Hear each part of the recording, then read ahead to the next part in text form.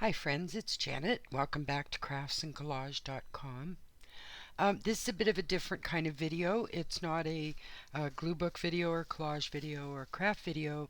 It's more like a flip through video, and it has to do more with someone asking me recently what I do, or what I like. Do I save pictures for other than glue booking? In other words, do I have, you know, special pictures or whatever?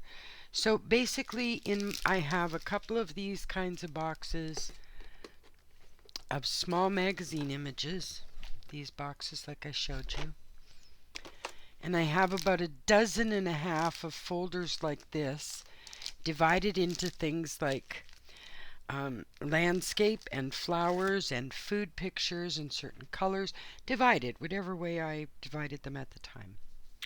Then I have 2 or 3 of these binder sizes, and some of them are old, like pretty old. I've been collecting pictures a long time.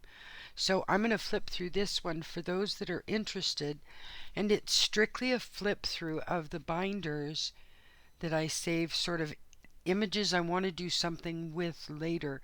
And some of them, a lot of them are full page images, so they don't just go in a normal glue book page. They may go on a collage page or opposite a nice collage page, because you can do that, like a full image page and then your collage page over here kind of thing. I'll do a couple of those maybe coming up. And I've turned the lights away from the book because it's all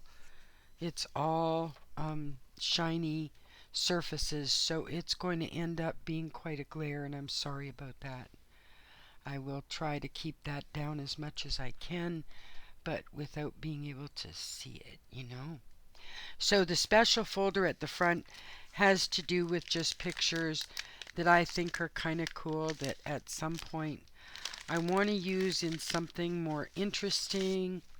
A couple of examples like that. I love that picture. Just love it. So that's what's in the special folder at the front of the binder. I think I have one in all of the binders. I'm not sure. An Xmas folder just to keep full page pictures. A whole bunch of the see-through covers. I bought a box of them at Amazon so I would have lots. This is all dishes and cutlery and silverware, things like that. This whole thing, and it's quite substantial, quite thick, is loaded with maps. I've found different kinds of maps all out of different magazines. This one, for some reason, I loved the image. I thought it was a really nice beginning for like a memory page sort of thing.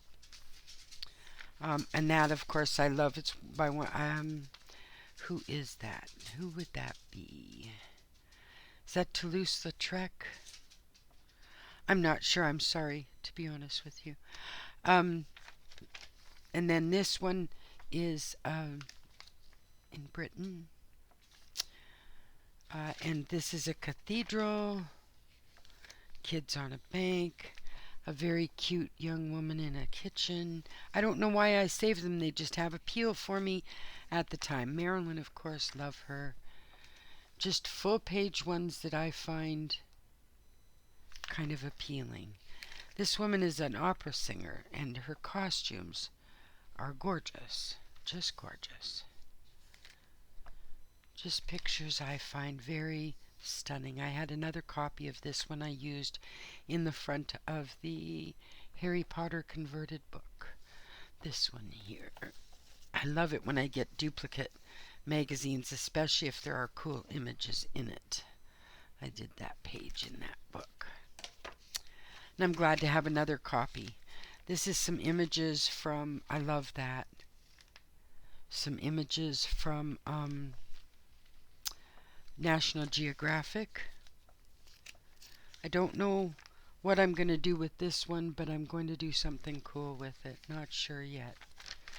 And then some interesting calendar pictures. This is all Egyptian and sort of international kind of thing. And of course I have a whole file folder full of women's faces that are just absolutely gorgeous in their own right. You know what I mean? The composition. Because with photography, the women's makeup pictures, here's a hint if you want to do beauty, like images of beauty. The women's makeup and perfume pictures, the photographs, are the most beautiful around because they spend the most money on those products. So the photographers are going to make the women look as romantic and feminine and so on as possible.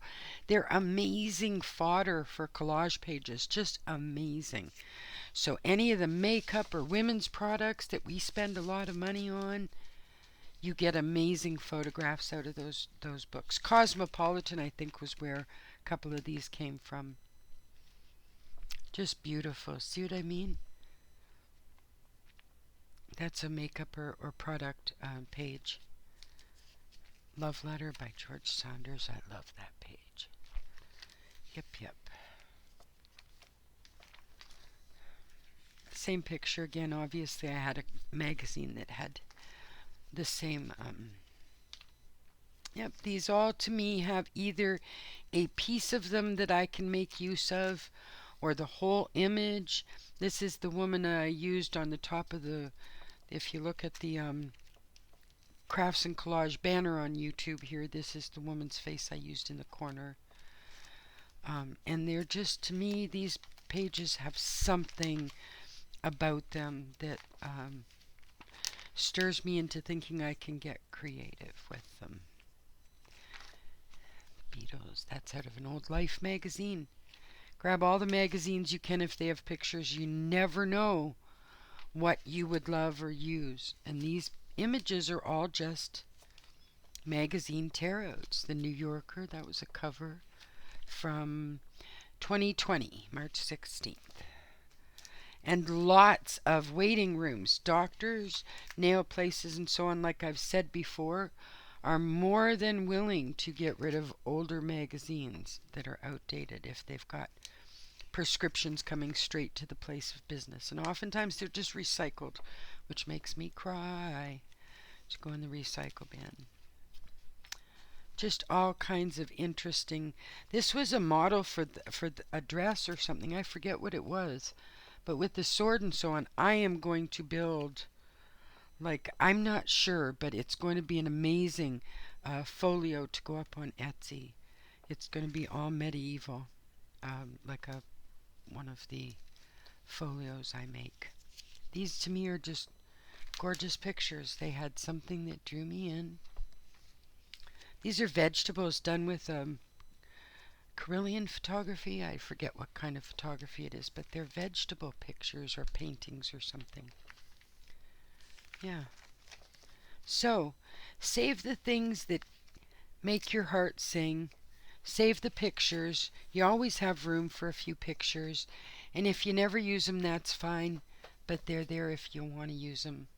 Save the stuff that appeals to you. Have a great day.